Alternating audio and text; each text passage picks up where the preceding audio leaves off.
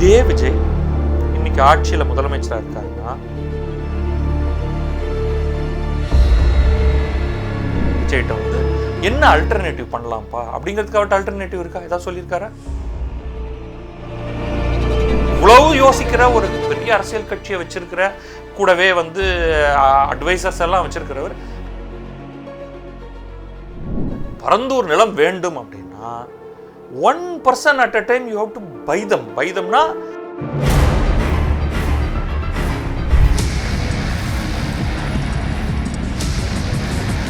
என்னோட கல அரசியல் பயணம் உங்களோட ஆசீர்வாதத்தோட இங்கிருந்து தான் தொடங்குது.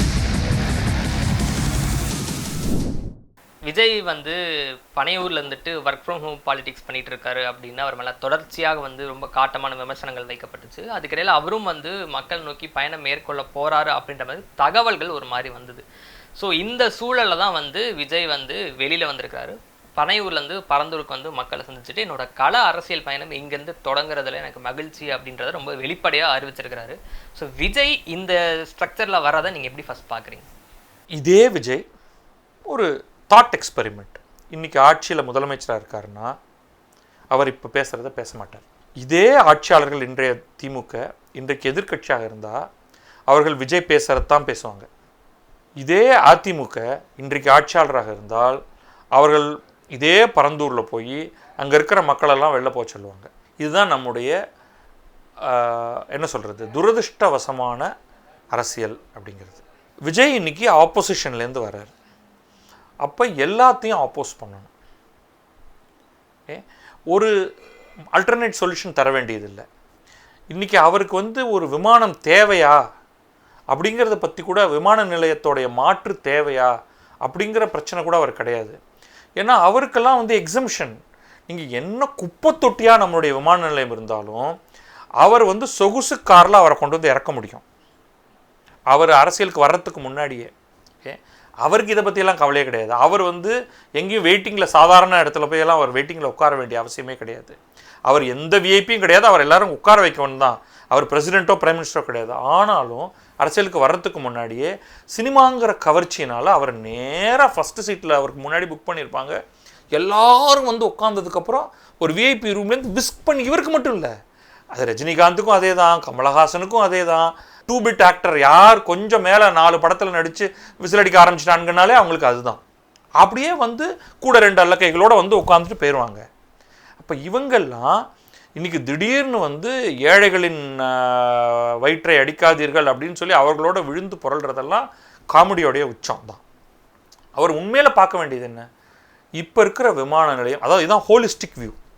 இப்போ இருக்கிற விமான நிலையம் தேவையா, போதுமா, அது மட்டுமே இருந்தால் போதுமா, இல்லை இன்னொரு விமான நிலையம் வேணுமா, அதற்கு நம்ம என்ன பண்ணணும், அதுக்கு பனையூரா பரந்தூரா, நம்ம இருக்கிற இடமா இல்லை நம்ம இல்லாத இடமா, இங்கே வந்தால் என்ன ஆகும், வேறு எங்கே இடம் இருக்குது, அது எல்லாத்த பற்றின ஒரு புரிதலோடையோ அதை ப்ரெசன்டேஷனோடையும் இப்போ வந்து ஒரு 4 விமான நிலையத்துக்கு போய் பெங்களூருக்கு போய் பெங்களூர் என்ன ஆயிருக்கு, எப்படி அந்த பகுதி மாற்றம் அடைஞ்சிருக்கு, அங்கே என்னென்ன சர்வீசஸ்லாம் இதனால் வந்திருக்கு, ஷார்ட் டேர்ம் டிஃபிகல்ட்டிஸ் என்னென்ன, லாங் டேர்ம் அட்வான்டேஜஸ் என்னென்ன, அந்த அமைப்பு உருவான அதற்கு பின்னாடி வந்து பல பப்ளிக் நிறுவனம் மட்டும் இல்லாமல் ப்ரைவேட் நிறுவனங்கள் நிறையா பேர் இருந்தாங்க. அதுக்குன்னு ஒரு பேயால் அப்படின்னு ஒரு நிறுவனத்தை உருவாக்கி அது வழியாக நடக்கிறாங்க. அந்த பெங்களூர் விமான நிலையத்தை கட்டுறாங்க. அதில் ஈடுபட்டவங்கள்ட்ட போய் இவர் பேசியிருக்காரா, அது எதுவுமே தேவையில்லை. அது வந்து சென்சிபிள் அப்ரோச். நீங்கள் ஒரு ஸ்டாண்ட் எடுக்கிறதுக்கு முன்னாடி எனக்கு அதெல்லாம் தேவையில்லை, ஏன்னா நான் வெறும் ஒரு எதிர்ப்பை தான் நான் கொடுத்தாகணும். அப்படி இருக்கிறது என்னோடதுக்கு வந்து இந்த அளவுக்கு நாலெட்ஜோ அதுவோ தேவையில்லை. நான் நேராக அந்த இடத்துக்கு போய் என்னுடைய மக்கள் எல்லாரையும் வர சொல்லி, அதுக்கு தகுந்த மாதிரி இந்த அரசும் என்ன பண்ணும், இவங்களுக்கு வந்து யாரும் இவங்களை எதிர்த்து பேசக்கூடாது, யாரும் கூட்டம் போட்டு மேலே வரக்கூடாது, அதனால் ஊரில் இருக்கிற தெருவெல்லாம் போய் அடைச்சிக்கிட்டு இருப்பேன். நீ வராத, நீ வராத, நீ வராத, இங்கே இருக்கிற மக்கள் தான் இவர்கிட்ட போய் பேசணும் அப்படின்னு.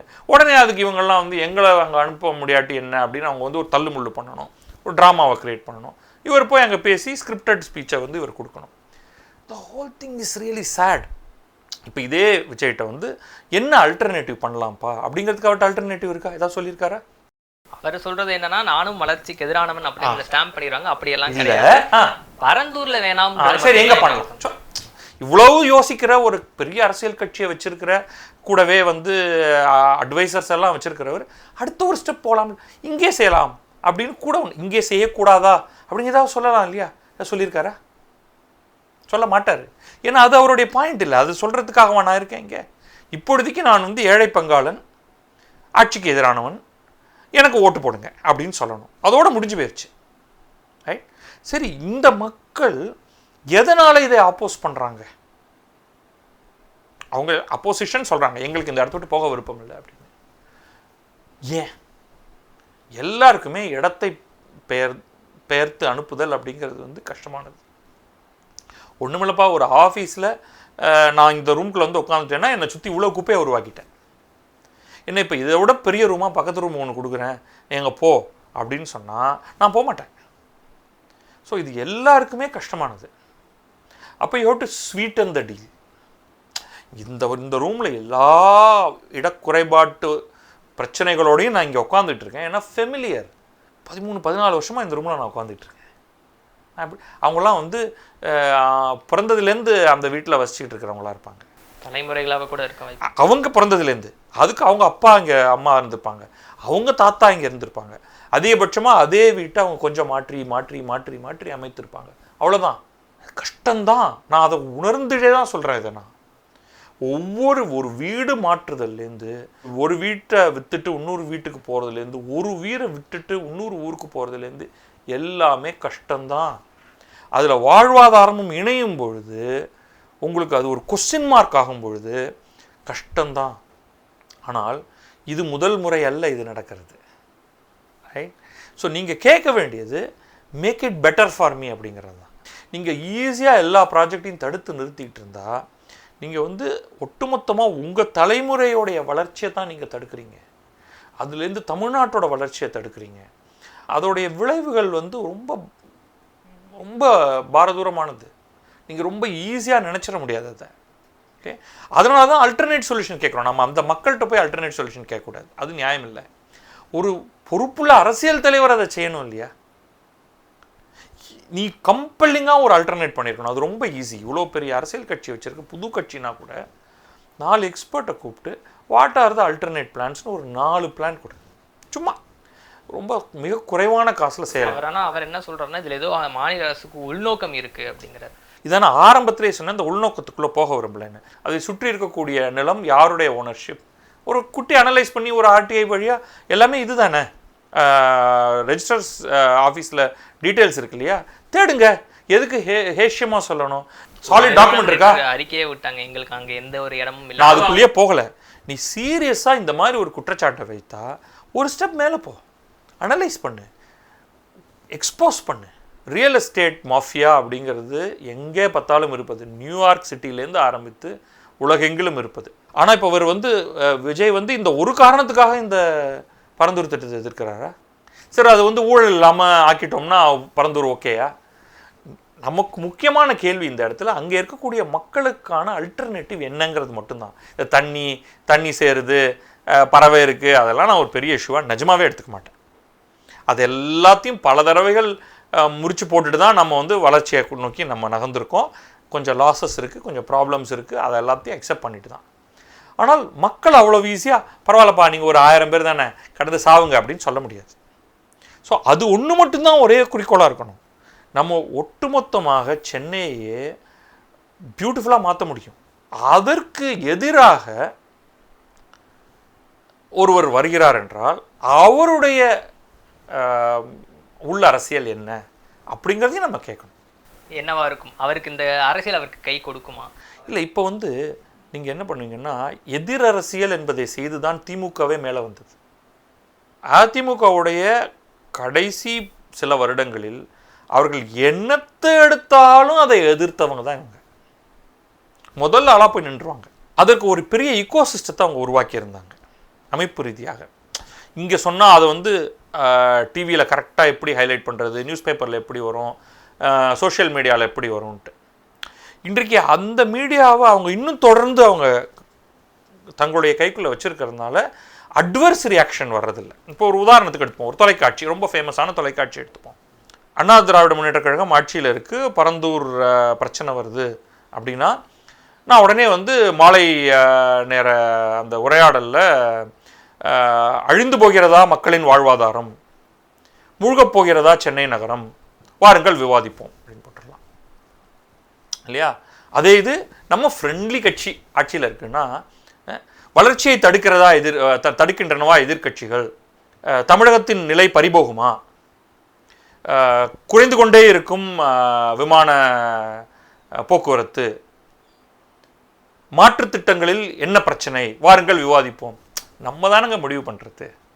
ஸோ அந்த கட்டுக்கோப்பான ஒரு அமைப்பை வச்சிருக்கிறதுனால இப்போ அதற்கு மாற்றாக இப்போ வந்து ஒரு வலுவான எதிர் யாரும் செய்யறதில்ல அப்படிங்கிறதுனால விஜய் பார்க்குறாரு, ஓகே திமுக எதிர்ப்பை மட்டுமே முன்வைத்து மேலே வந்திருக்கு, அப்போ நாம் அந்த காரியத்தை செய்வோம்.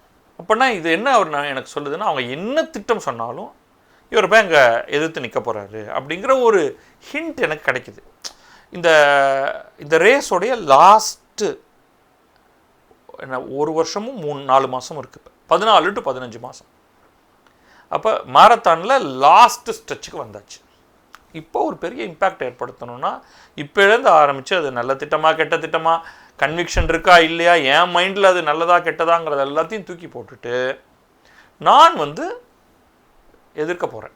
ஆனால் அவர் வந்து என்ன சொல்கிறோம்னா, டங்ஸ்டன் சுரங்கத்துக்கு எதிராக தீர்மானம்னா நிறைவேற்றிருக்கீங்க, அதை நான் மனப்பூர்வமாக ஏற்றுக்கிறேன் அப்படி அந்த விஷயங்கள். ஏன்னா அந்த இடத்துல திமுகவே அதை ஃபஸ்ட்டு எதிர்க்க ஆரம்பிச்சிருச்சு. இட் இஸ் நாட் இம்பார்ட்டண்ட் நீங்கள் டங்ஸ்டன் தோண்டினா என்ன தோண்டாட்டிங்க. இன்றைக்கி உனக்கு வந்து டங்ஸ்டன் எதுக்கு வேணும், அதனால் வந்து மாநில அரசுக்கு என்ன பெரிய நன்மை எல்லாம் கிடையாது. ஆனால் ஒரு மெட்ரோவோ அல்லது ஒரு விமான நிலையமோ அப்படி கிடையாது. It's visible use. நீங்கள் மைனிங், டங்ஸ்டன் மைனிங் வந்து ஒன்றும் டைரெக்டாக உங்களை வந்து தொட போகிறதில்ல. ஒரு விமான நிலையம், விரிவான பெரிதான ஒரு விமான நிலையம் நமக்கு தேவை. இப்போ இருக்கிற விமான நிலையத்தை அவுட்லிவ்ட் இட். இதை அப்படியே வச்சுருந்தோம்னா அது அப்படியே அது வந்து இந்த சுழலில் அது கீழே கீழே கீழே கீழே போயிட்டே இருந்து பெயரே இல்லாமல் போய்விடுவோம்.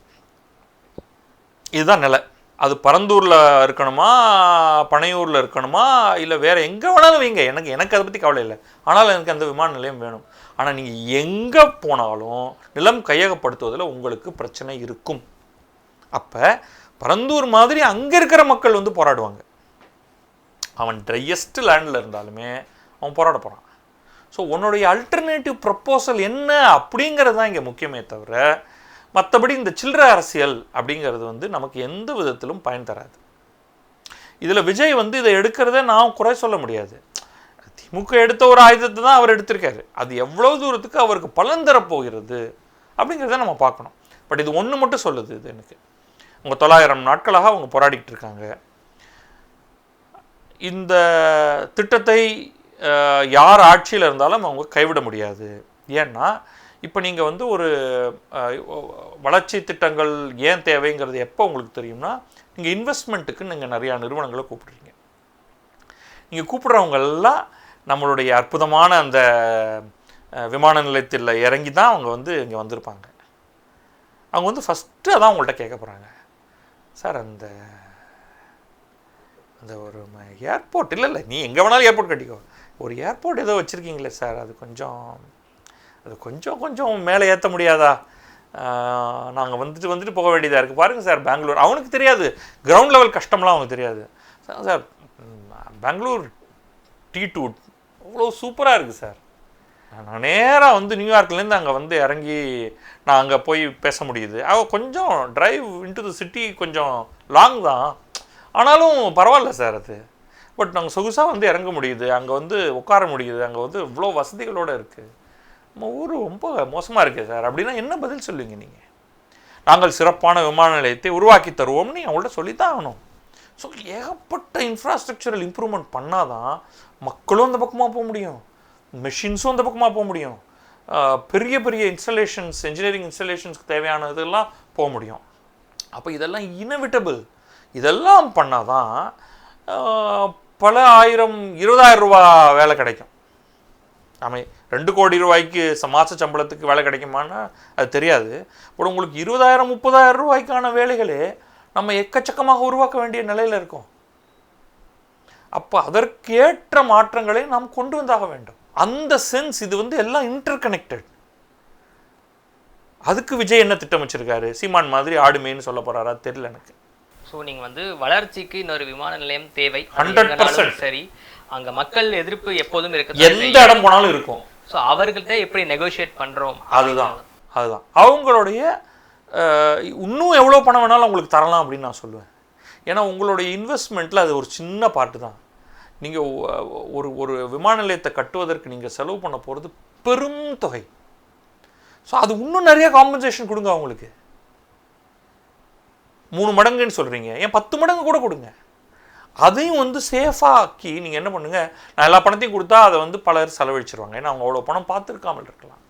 ஸோ நான் உங்களுக்கு ஒரு லாங் டேர்ம் மந்த்லி உனக்கு இவ்வளோ பணம் வர மாதிரி நான் பண்ணுறேன்.